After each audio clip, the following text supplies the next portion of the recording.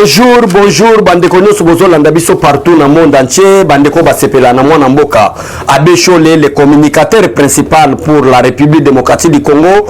Oyo ezaka ka message pour topesa na ba combattant de l'IDPST mais tozo apé batu oyo bazo comprendre na nous vision à chef de l'état teto faire adhérer bango parce que Félix Tshisekedi azana bitumbe belé, azana makambo belé ya ko régler na mboka oyo nde yango nozo mona lelo nazo sala politique ya mboka te. Na miki ko bima mo libanda parce que politique ya libanda ezo sala été peuple congolais azala toujours maltraité. Nde yango zomona na titre bato balandaka yoka base TV bakoloba été l'accord entre Paul Kagame, l'accord entre l'Union européenne et Paul Kagame de 300 000 personnes oyo banyamulenge akotisaki kisiki na kati accord entre l'Union européenne et Paul Kagame. Voilà. Donc lelo tozolo ba mingi katite, tozolo ba libanda parce que politique ya libanda nde yango wana et faire souffrir peuple congolais. Nde yango wana ezo sala comme si batebele ba meka pour injurier notre chef de l'état président Félix Tshisekedi na politique oyo euti ko salema libanda ya mboka. Mais yango te na beta politique ya libanda na koyebisa peuple congolais ke bo fongola misu.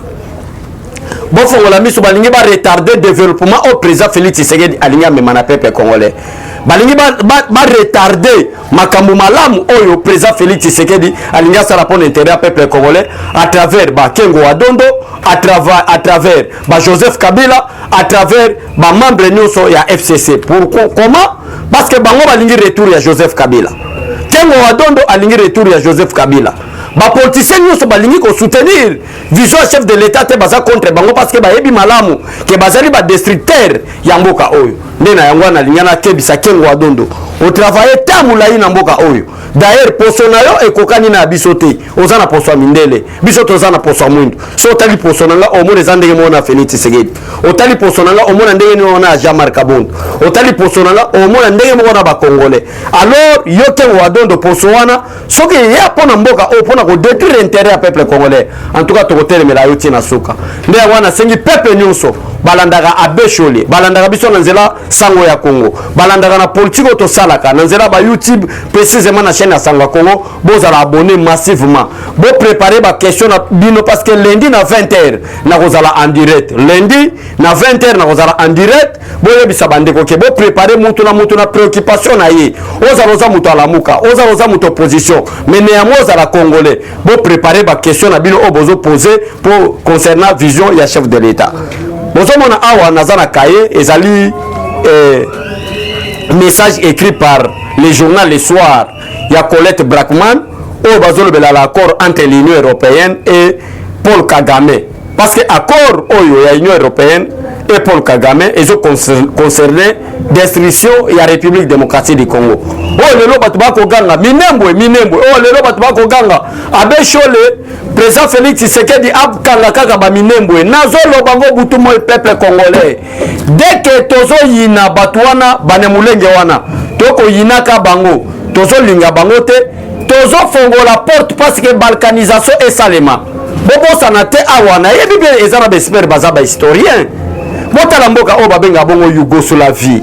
Lelo pourquoi na kati ya Yougoslavie to koma na République ya Kosovo parce que batu wana bazaba paya après 35 ans ya kofanda na kati ya Yougoslavie bamikomisi lokola ba victime bamikomisi lokola batu moko boye peuple ya Yougoslavie ba kolinga bango te to sala nini to mikomisa lokola ba victime parce que dès que conseil ya sécurité ba ko siéger ba ko yokela biso ma ba pesa biso une partie de la République ya Yougoslavie.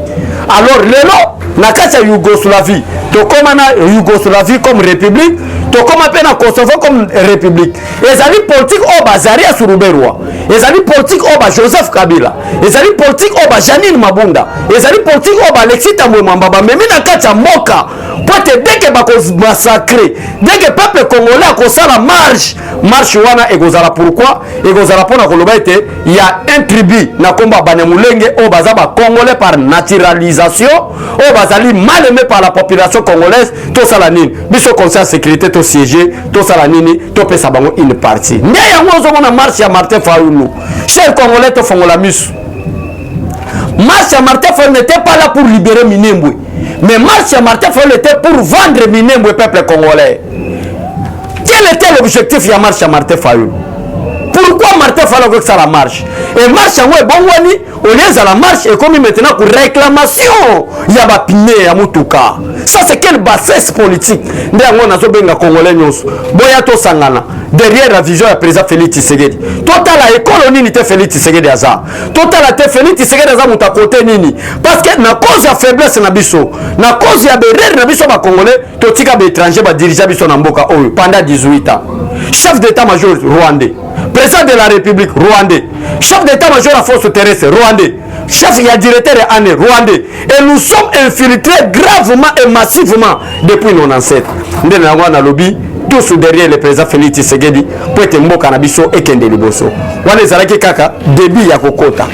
L'entrée massive des Rwandais estimée à 300 000 Rwandais à Minembwe, escortés par la MONUSCO, soutenu par Azaria Suruberwa, soutenu par un groupe armé au Bazobenga Bongo Ngomingo, Bazolé na MONUSCO, ezali accord oyo Paul Kagame asali na Union européenne.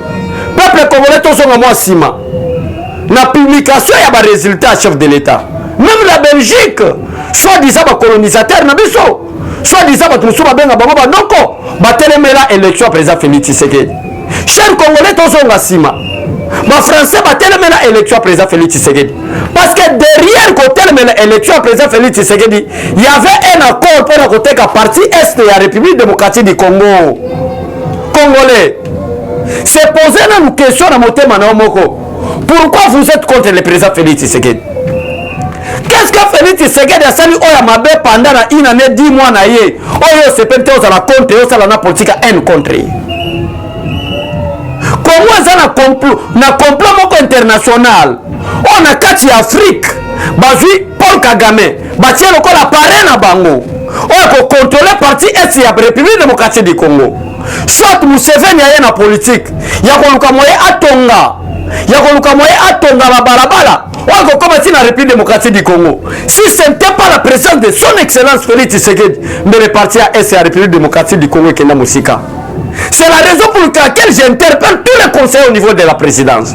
C'est la raison pour laquelle j'interpelle tous les membres du gouvernement. Oh, basé en obédience à l'IDPS. La lutte que l'IDPS a menée, c'était pour l'intérêt national. C'était pour l'intérêt général. C'était pour sauvegarder l'unité nationale. C'est à vous maintenant d'aider le président de la République. Le président de la République n'est pas omniscient, omniprésent. Le président de la République n'est pas un dieu. Oh, à cause de la Minembwe, à cause de la Kinshasa, à cause de la Goma. Non, c'est pourquoi le président de la République a un cabinet composé de conseillers pour que vous puissiez amener votre expertise à aider le président de la République. Tala lelo. Ba réfugiés au Bazaraki na Libye. Pote Paul Kagame a porté garant. Ya kozwa bango bazala na protection na ye na kati ya République rwandaise. Là où Paul Kagame est le président de la République. Il y avait une guerre qui s'est passée au niveau de Libye. Et plusieurs Érythréens na bikolo mususu ezalaki na kati ya Libye oyo Paul Kagame akende kosala accord entre l'Union européenne et le Rwanda pour protéger les réfugiés au bakini guerre ya Libye baya kofanda wapi baya kofanda na Paul Kagame.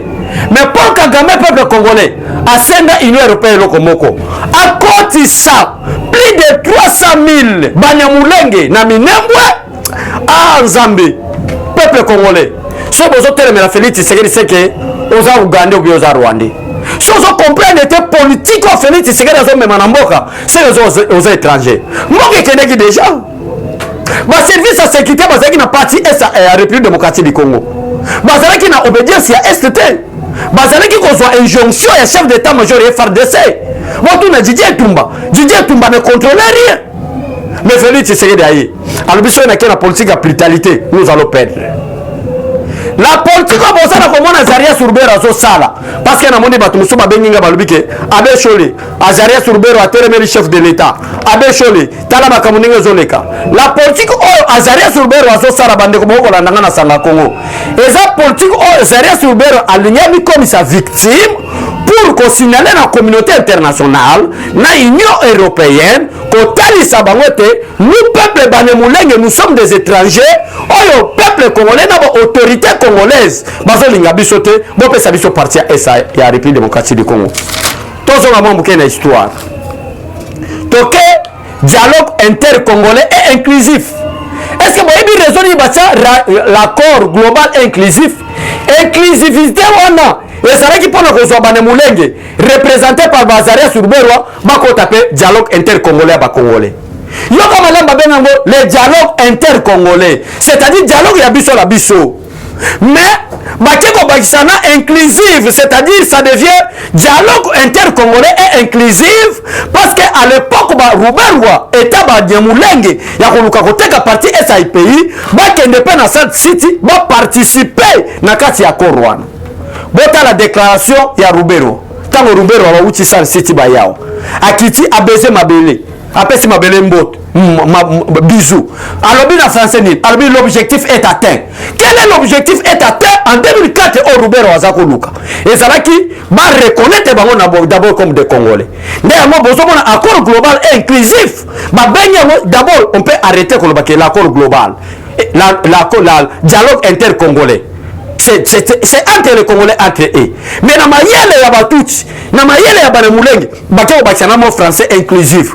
Et comme maintenant, dialogue intercongolais est inclusif. Parce qu'à l'époque, les Banemoulengue, Razaria Suruberwa, Bazaki n'a pas rébellion, comme ça, le dialogue intercongolais est inclusif. Parce que participation à Bango, ils appellent à Katsanini, ils appellent à Katsan City, place de Kenako la nouvelle constitution et même mission à l'élection par rapport à l'IDPS. Alors, lelo oyo yo ozoya Martin Fayulu ozo bakina zo sala marche pona côté kaminembote.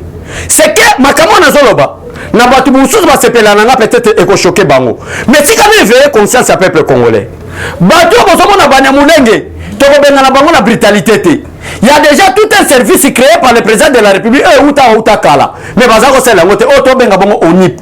Ils seront identifiés par ONIP. ONIP c'est quoi? C'est Office national pour l'identification de la population. À ce moment-là, parce qu'ils seront identifiés.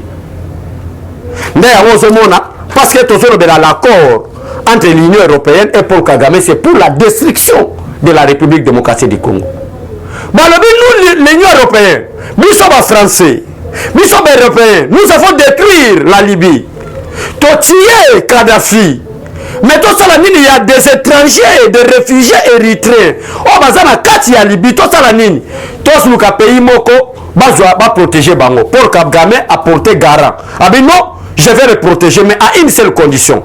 Bah, Européens, bah, quelle est votre condition? Paul Kagame a dit que non. J'ai 300 000 personnes qui sont des Banyamulenge, n'allez pas occuper montagne à Minembwe et comme à Bango. La guerre de la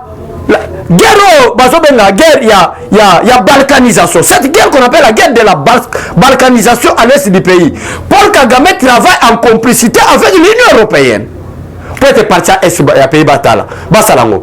Et ça, tout un accord signé pour vendre le pays. Alors, tant que nous sommes victimisés, Banyamulenge, la déclaration, nous sommes mal aimés.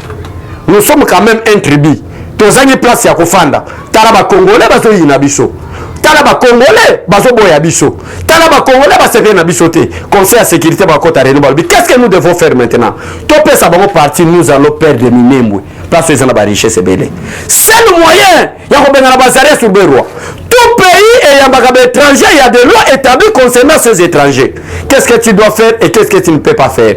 Mais dès que on est capable de limite ou on dépasse la limite, à ce moment-là, il y a nationalité par naturalisation. À ce moment-là, il y a chasse na Kachambok. Nous avons la crainte na bango, peuple congolais.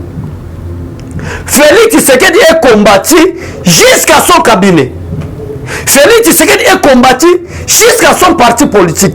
Félix Tshisekedi est combattu même jusqu'à l'opposition. Alors que devrait faire le peuple? Ça, j'adresse au peuple congolais. Tous derrière le président de la République. L'article 5 de la Constitution est défini. La souveraineté de l'État appartient au peuple congolais. Le peuple seul est souverain. La souveraineté n'appartient pas à Jani Mabunda, moins encore à l'Assemblée nationale. La souveraineté de l'État n'appartient pas à M. Alexis Tambwe Mwamba, moins encore au Sénat. Mais la souveraineté de l'État appartient au peuple. Bampangi ya bandundu bandeko ya Katanga, bandeko ya Équateur, bampangi ya Bakongo, betu fukangula mesu, tofongola misu. Pour la rotala, malheur mouveligné s'est préparé contre Bisso. Alors, pour malheur, on est comme la Bissoté. Et c'est que les tous, derrière et prions pour le président de la République pour être mboka na biso et kende liboso. Bino bokanisi nini? Bino bokanisi ke MONUSCO oh bino bomona ki ezalaki awa. C'était pour la protection du peuple. Non, détrompez-vous. Qu'est-ce que la MONUSCO faisait dans la ville de Kinshasa? Qu'est-ce que la MONUSCO faisait dans la ville de Bandundu? Qu'est-ce que la MONUSCO faisait à Kikwit? Qu'est-ce que la MONUSCO faisait dans ma province où ils allaient Bitumate? En attendant du jour et nuit, dans ce pays, la MONUSCO était là pour la balkanisation de la République démocratique du Congo. Et d'ailleurs, les 300 000 immigrés, étaient protégés par la MONUSCO dans le groupe armé Obazobenga Ngomino, qui est groupe armé créé par Azaria Surubero. Alors, que devait faire le peuple? Le peuple, ceux qui comprennent et le côté, se confie à la politique, il y a président de la République démocratique du Congo. 30 000 immigrants en provenance de la Libye et qui seront bientôt transférés à Kigali à la suite de l'accord de Paul Kagame vient de signer avec l'Union européenne. 30 000 immigrés. On va transférer bientôt à Kigali. Il y a un objectif entre l'accord de Paul Kagame. Je ne parle pas de l'accord du Rwanda, mais je parle de l'accord entre Paul Kagame et l'Union européenne. Et ça pour nous dire qu'à partir de la République démocratique du Congo, cher Congo, nous tous à l'ensemble, tous soutenir le président de la République. Félix Tshisekedi est combattu, même par la communauté internationale. Félix Tshisekedi est combattu, même par la MONUSCO. Félix Tshisekedi est combattu par tous les leaders de la classe politique congolaise. C'est-à-dire, si aujourd'hui Félix Tshisekedi a eu chance de totaliser, même à bientôt 2 ans au pouvoir, c'est d'abord le Dieu Tout-Puissant. Ou à protecteur, il y a notre président Félix Tshisekedi et le peuple congolais. Tu restes concerné à bas le tribalisme. Tu as le degré tribalisme qui est de Liboso. Tel degré makambo comment il a battu bakufi pour le tribalisme et ça la battu babomi pour le tribalisme mais na cause ba message tozo véhiculer tala lelo dose à tribalisme ya kuleka c'est-à-dire merci na bandeko bayoka biso merci na bandeko ba soutenaka parce que message ya boy et ça la véhiculer dans le monde entier. Merci vraiment à tous. Merci na Moura ou azali derrière la caméra na bandeko nyoso balandi biso et ça avec un petit message pour l'hôtel Sabato, accord Oyo, Paul Kagame a kenda ko signer na Union européenne pour na Kolongola ba immigré au bazar na niveau ya Libye ba transférer bango na Kigali en compensation il y a 300 000 banemulenge ba ya habiter montagne ya Minembwe pour ba balkaniser ngo mais nzambe alola nzambe ba congolais nzambe Etienne Tshisekedi ou alanda ki lit Etienne Tshisekedi ayoki mawalubi le Congo ni a vendu ni à hypothéquer. Les loyaux, Félix Tshisekedi a gagné. Soutenons Félix Tshisekedi pour être mort à la mission qui est liboso. Tout le monde a lundi à 20h. Na bémission nous sommes au sala. Pe otozo ko bako sala. Tout le monde a lundi à 20h parce que na kozala na plateau à Sanga Congo à 20h. Na ko répondre na ba question ya mutu nyonso. Que Dieu bénisse la République démocratique du Congo. Que Dieu bénisse le peuple congolais. Au revoir et à bientôt. Bye bye. Eshima, votre magazine qui bat au rythme de l'actualité. Retrouvez la nouvelle édition. Exclusivité, alors que la RDC sort progressivement la tête de l'eau après la crise sanitaire Covid-19 ayant fragilisé les économies du monde, Eshima Magazine présente à la une de sa 15e édition la ministre de l'économie nationale, Akassia Bandou-Bola, présente son bilan depuis sa prise de fonction. Relance économique, Akassia Bandou-Bola Mbongo donne des signaux forts. Baisse des prix des produits pétroliers, maîtrise des prix des denrées alimentaires pendant des temps forts, organisation des marchés populaires afin de soulager les paniers de la ménagère en période de Covid-19, une franche collaboration avec les opérateurs économiques et dotation en équipement de son administration, la ministre de l'économie nationale affiche un bilan éclatant de sa première année de gestion de ses très stratégiques portefeuilles. Eshima Magazine revient sur chaque étape de la vie de la Margaret Thatcher congolaise. Focus, Agnès Moide et la CNSS interpellent les employeurs sur les avantages de l'utilisation de la télédéclaration. Payer l'impôt est un devoir civique. Barnabé Mwakadi Mwamba, directeur général de la DGI, sensibilise les assujettis. Découverte, Jerry Biangani Tampo, l'homme derrière la renommée de l'université chrétienne Cardinal Malula. Dossier Eshima, contentieux électoraux, de la poudre aux yeux. Économie, les scandales financiers ont la peau dure en RDC.